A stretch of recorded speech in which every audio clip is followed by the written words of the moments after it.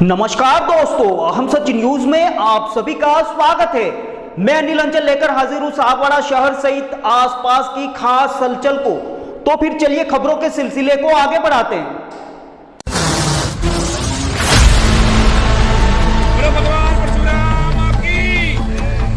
विप्र फाउंडेशन द्वारा अरुणाचल प्रदेश में स्थित परशुराम कुंड पर स्थापित होने वाली 51 फीट की पंचधातु की प्रतिमा स्थापित करने हेतु अमृत भारत आमंत्रण रथ यात्रा का आयोजन विप्र फाउंडेशन द्वारा किया जा रहा है, जिसके तहत विभिन्न राज्यों से मध्य प्रदेश के रतलाम से आमंत्रण रथ यात्रा कई शहरों से होते हुए आज दोपहर को सागवाड़ा पहुंची, जहां विप्र फाउंडेशन के सदस्यों सहित आम लोगों ने भव्य स्वागत किया। रथ यात्रा के सागवाड़ा के गमलेश्वर मंदिर परिसर में पहुंचने के दौरान सर्व समाज सहित बड़ी संख्या में विप्र के कार्यकर्ता और आमजन मौजूद रहे। ब्यूरो रिपोर्ट अनिल अंचल, हम सच न्यूज सागवाड़ा। बनना चाहता था वो उसके हम बात कराते हैं, तो वो जो एक्सपर्ट होता है वो उसको बताता है कि तुम्हें क्या करना चाहिए, तुमको कौन सा सब्जेक्ट से की किताबें पढ़ना चाहिए, कोचिंग के अंदर करनी है तो कहाँ से कोचिंग करनी चाहिए, क्या करनी चाहिए। तो ये हम सभी समाज के लोगों से, हमारे पास ये सभी समाज के लोग आते हैं, आपके SC ST के भी आते हैं, SC के भी आते हैं, हर समाज के OBC के भी आते हैं, सब समाज के, क्योंकि ये जो बच्चा है जो वो आने वाला भविष्य है हमारा हिंदुस्तान का। हम ब्राह्मण समाज को जातिवादी की बात हम कभी करते ही नहीं, न कभी जातिवादी की बात हमने की है। हम सभी समाज को साथ लेके चलने वाले ब्राह्मण समाज है, इसीलिए हम चाहते हैं कि हमारे बच्चों का भी विकास हो। इसी को लेकर के हमने उदयपुर के अंदर ये कैरियर काउंसलिंग का प्रोग्राम चला रखा है और आज उसको 2 साल करीब हो गए उसको, और 1 लाख रुपया उसका कैरियर काउंसलिंग का महीने का खर्चा है। आज हम कर रहे हैं, कम से कम 4-5 हज़ार बच्चों ने वहाँ का उससे हमने उनको कैरियर काउंसलिंग के माध्यम से उनको भविष्य को क्या चाहते हैं उसका हमने मार्गदर्शन कराया है। दूसरा मैं निवेदन करूं, अभी उदयपुर के अंदर हमने विप्र कॉलेज के नाम से हमने एक अभी खोला है, अभी इसी सेशन से हमने उनको शुरू किया है। तो मेरा ये निवेदन है कि जो भारत सरकार नई शिक्षा नीति जो बनाई है उसी के अंदर हम उसको लेकर के चल रहे हैं। जो बच्चा हमारे यहाँ पढ़ेगा, हम अभी से ही उस बच्चे को ऐसे बात के ऊपर, ऐसे सब्जेक्ट के ऊपर हम उसको पढ़ा रहे हैं, ऐसा सब्जेक्ट उसको दिला रहे हैं, कॉमर्स से ऐसे सब्जेक्ट जो अकाउंटेंसी का काम कर सकता है और कुछ कर सकता है। तो अनेक चेहरे मेरे बहुत अच्छे परिचित हैं सामने बैठे हुए भी, इसलिए मैंने बदाम भाई को कहा, मैंने कहा भाई क्या बात है, ऐसे अनेक चेहरे हैं सब लोग मंच पर विराजमान। इस परशुराम आमंत्रण यात्रा के जिनका सानिध्य इस रथ को मिला हुआ है, आदरणीय महाराज जी के बारे में छोटा सा निवेदन करूं। महाराज जी बेसिकली डॉक्टर MBBS किया, उसके बाद MD किया इन्होंने। ये 8 साल रसिया में रहे, रूस में, और अभी ये गंगोत्री के ऊपर तपोवन में तपस्या कर रहे थे और योग से विप्र फाउंडेशन को ये मिल गए और इन्होंने हमारे निवेदन को स्वीकार किया। और ये अभी रात को 11-11, 12-12 बजे धक्के भी खा रहे हैं, सड़क की ठोकरें भी खा रहे हैं, इसलिए इनका आभार, बहुत बहुत आभार।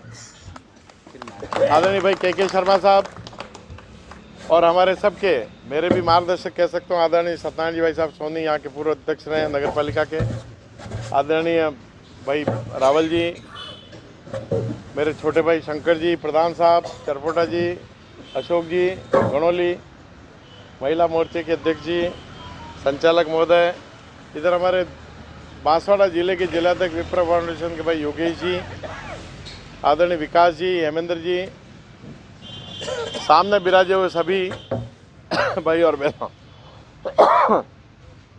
प्रकाश जी ने कार्यक्रम रखा, अध्यक्ष हैं यहाँ के। दरअसल सब जातियों के अपने अपने संगठन होते हैं, ऐसे ही शायद समाज में एक संगठन का प्रचलन ऐसा है कि कोई रेल की पटरी रोक के बैठ जाता है आरक्षण के लिए, कोई किसके लिए आरक्षण के। केवल ब्राह्मण समाज ऐसा है जो हम लोग यानी जाति में संगठन नहीं करें, जाति का संगठन करें। हमको किसी भी जात में जन्म लेना ये हमारे बस में नहीं है। हमारे को किसी भी जाति में जन्म लेना ईश्वर का काम है, ईश्वर की जैसी इच्छा होगी वहाँ हम जन्म लेंगे। परंतु जिस जाति में हम जन्म लेते हैं उस पर हम सभी को गर्व होना चाहिए कि मुझे फलानी जाति में जन्म लिया, मेरी जात पर मुझे गर्व है। विप्र फाउंडेशन, इसीलिए आपने देखा होगा भगवान परशुराम जी के लिए कहा जाता है कि भगवान परशुराम जी पहले जैसे आजकल मुझे लगता है कि महापुरुष भी बटे हुए हैं, महापुरुष बटे हुए हैं सर। अंबेडकर किसके महापुरुष हो गए, महाराणा प्रताप किसके महापुरुष हो गए। बड़ा आश्चर्य समाज में। पहले क्या था, वाल्मीकि जी कौन थे भाई, और सबसे अधिकृत रामायण वाल्मीकि जी की है, कोई जानता है क्या। और आज की अगर राजनीतिक परिभाषा में अगर कोई मान ले तो वाल्मीकि जी कौन थे, दलित थे वो तो। आज की परिभाषा में वाल्मीकि जी दलित थे। कभी सोचा क्या कि वाल्मीकि जी के बारे में सोच सकते हैं वाल्मीकि जी दलित थे। अरे वेद व्यास जी जिन्होंने महाभारत के सारे पुराणों का जिन्होंने रचिया थे, वेद व्यास कौन थे। आज की परिभाषा में वेद व्यास दलित थे, ऋषि पाराशर की संतान थे, परंतु वो एक मछुआरन की औलाद थे। और आज की परिभाषा राजनीति वाले अगर लेंगे तो वो भी एक दलित ही थे। इसीलिए आज समाज को राजनीति ने बांटने की कोशिश की है।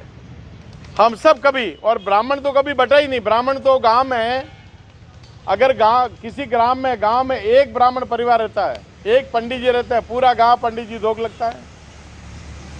और पूरे गांव के, चाहे मेघवाल समाज के, चाहे और किसी सालवी समाज के, किसी के अगर संतान होती है तो जन्म कौन निकालता है, जन्म का मुहूर्त कौन निकालता है, ब्राह्मण निकालता है। गांव में ठाकुर साहब के अगर कोई बच्चा बच्ची हो जाए उसका मुहूर्त भी ब्राह्मण निकालता है। इसलिए ब्राह्मण को जातिवादी बताना, जात का संगठन करना, हम लोग बेसिकली इसके बिल्कुल खिलाफ है कि भाई किसी भी जाति का नाम पर जहर घोल करके समाज में पहले से इतना जहर घुला हुआ है इस राजनीति कारण। इसलिए हम लोग उससे अछूते रह करके संपूर्ण हमारा भारतवर्ष एक है, सब जातियाँ एक है। और ब्राह्मण तो समाज को एक ऐसा कहना चाहिए, समाज को मार्गदर्शन देने वाला प्राणी है। इसलिए जातिवादी हो नहीं सकता, इस बात को स्पष्ट मैं कर देता हूँ। यहाँ अनेक वर्गों के लोग बैठे हैं, बिराजे हैं यहाँ।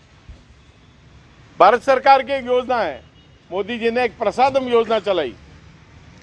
उस योजना के अंतर्गत पूरे देश में मोदी जी तीर्थ स्थलों को विकसित कर रहे हैं। उसी क्रम में भगवान परशुराम जी ने तपस्या की थी। हम सब आजकल वास्तुशास्त्री हो गए, सारे के सारे घर में वास्तुशास्त्र घुस गया। रसोई कहाँ होना चाहिए, वो कहाँ होना चाहिए, वो अब सोने का स्थान कौन है, मकान मालिक की जगह कौन सी होनी चाहिए, सब वास्तुशास्त्र में लग गए हैं। परंतु भारत के ईशान कोण में सबसे पवित्र कौन है, ईशान कोण। ईशान कोण में अरुणाचल है, और अरुणाचल के ईशान कोण में भगवान परशुराम जी का कुंड है, जहाँ पर भगवान परशुराम जी ने तपस्या की थी। और जहाँ पर कुंड बना हुआ, जहाँ तपस्या की उन्होंने, उसके बिल्कुल पीछे चाइना आ गया, चीन का स्थान है। तो मोदी जी की प्रसादम योजना के अंतर्गत मोदी जी ने 50 करोड़ रुपए परशुराम कुंड को डेवलप करने के लिए दिए। काम चालू हो गया। वहां पर ऐसी इच्छा थी भारत सरकार की कि भगवान परशुराम जी के आदमगंज स्टेचू लगे 51 फीट ऊंची, पंच धातु की। फिर बाद में पता लगा सरकार मूर्ति नहीं लगा सकती, मूर्ति के लिए सरकार पैसा नहीं दे सकती।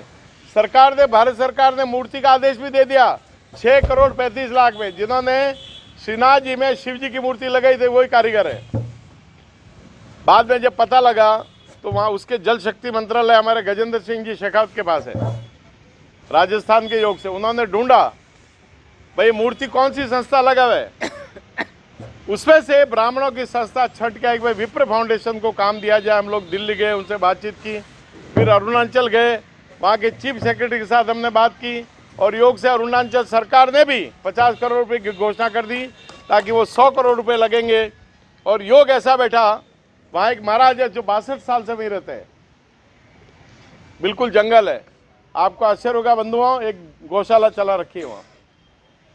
वहाँ के आदमी की ऐसी स्थिति है कि वो आदमी अगर गुवाहाटी जाता है, कलकत्ता जाता है या दिल्ली आता है, कहता है मैं भारत में जा रहा हूँ, यानी स्वयं को भारत का अंग नहीं मानता है, मैं भारत में जा रहा हूँ। ऐसी स्थिति में देश यानी भारत के, आप अलग थोड़ी हो भारत से, आपके भारत के अंग हो। तो मोदी जी ने ये योजना इसलिए चलाई कि वो भी हमारे देश का एक बड़ा रह करके हमारे साथ कंधे से कंधा मिला करके हमारे भारत का अभिन्न अंग होगा, ऐसा मान करके उन्होंने योजना के अंतर्गत, आइए कनक जी आइए,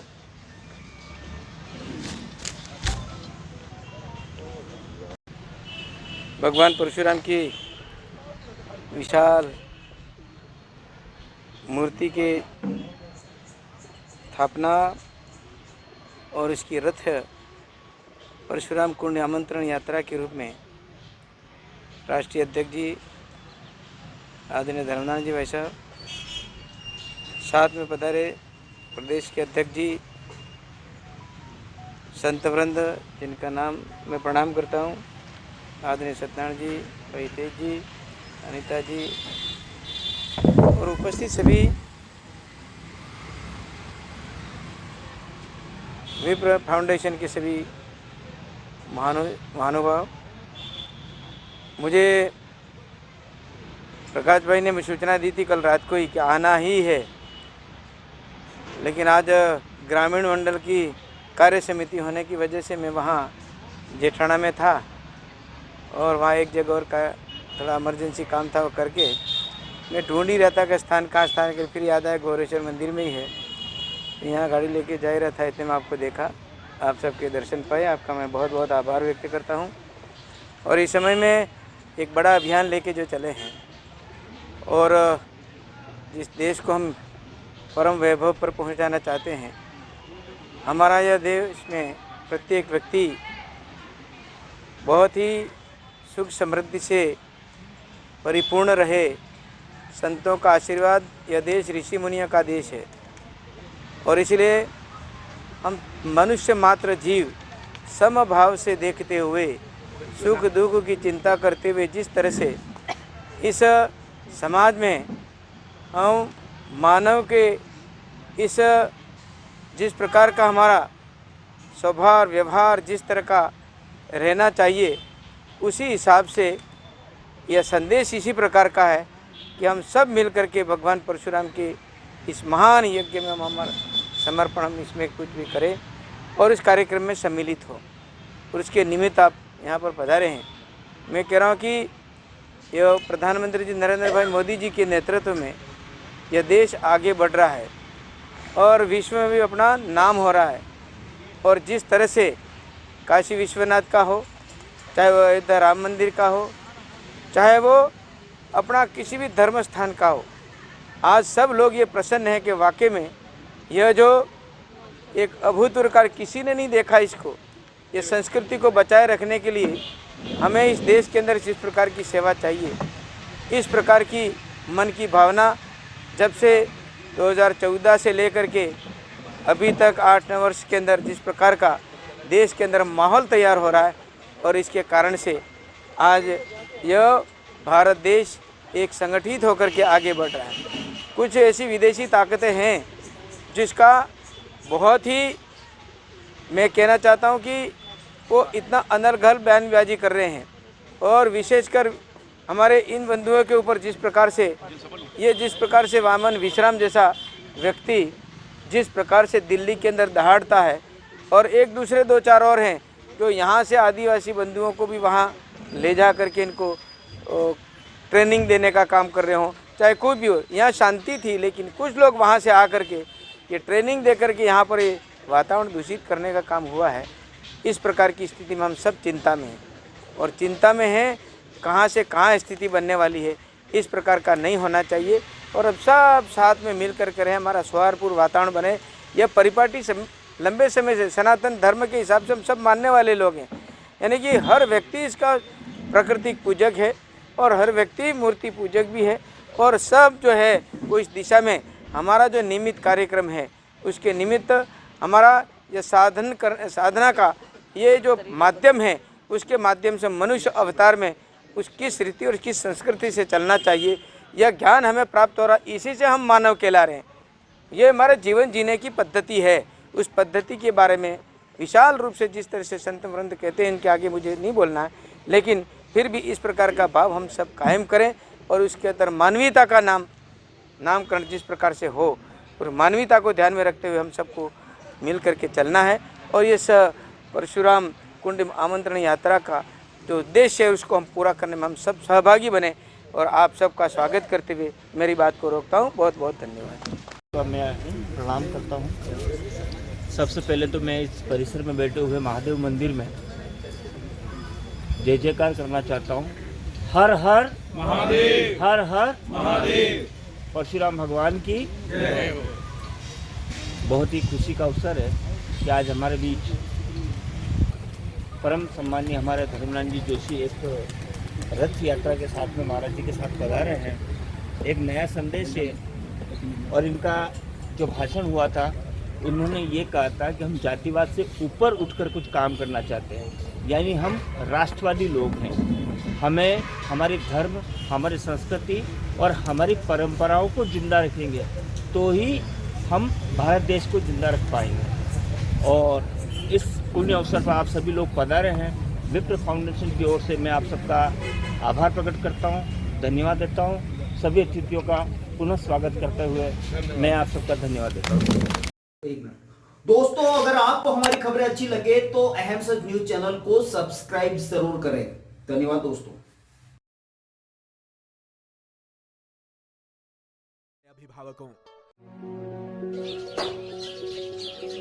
अपूर्वा, मेरी घड़ी कहाँ है? वहीं पे रखी है, देखो अलमारी में। यार अपूर्वा, क्या हुआ? मैं ऑफिस के लिए लेट हो रहा हूँ। मेरा नाश्ता कहाँ है? आई बाबा, सब रेडी है। सुनिए, आपको नहीं लगता हमें नए मकान के बारे में सोचना चाहिए? इस हालत में इतने कम स्पेस में ये घर मुझसे मैनेज नहीं हो रहा। पर अपने पास इतना बजट ही नहीं। अपूर्वा, जिम्मेदारियां जिम्मेदार होती है बदलाव के लिए। अक्सर बदलाव ख्वाहिशों के मायने बदलता है। जरूरतें ख्वाहिशों की बुनियाद है और मंजिल ख्वाहिशों को जीलना है। आप भी अपने ख्वाहिशों को पूरा कीजिए नेमिनाथ के साथ। नेमिनाथ नगर आवास योजना, जो कि एक संपूर्ण रेजिडेंशियल सोसाइटी का अनुभव कराती है, यानी भीड़ भाड़, शोर शराबा व पॉल्यूशन से दूर प्राकृतिक सौंदर्य के बीच इको फ्रेंडली एनवायरनमेंट में प्रॉपर एमिनिटीज के साथ एक विकसित नगर, जिसमें संपूर्ण वास्तु आधारित मकान, परिसर के अंतर्गत मकान के आगे 30 फीट चौड़ी सड़क व मुख्य सड़क 40 फीट, संपूर्ण सीसी रोड और इसके साथ ही रोड लाइट की उत्तम सुविधा। सागवाड़ा के नेमिनाथ नगर में इन्हीं समस्त खूबियों के साथ खरीदिए सबसे कम कीमत में अपना मकान। सोसाइटी में 1, 2 व 3 BHK मकान के अनुसार ब्लॉक्स निर्मित किए गए हैं। इसके साथ ही पाएं आसान लोन प्रक्रिया व साथ में 100% लोन की सुविधा। योजना के अंतर्गत मात्र 128 मकान जल्द से जल्द आवास योजना का लाभ उठाएं। अधिक जानकारी के लिए कार्यालय में संपर्क करें। नेमिनाथ नगर, गायत्री शक्तिपीठ के पास, सागवाड़ा।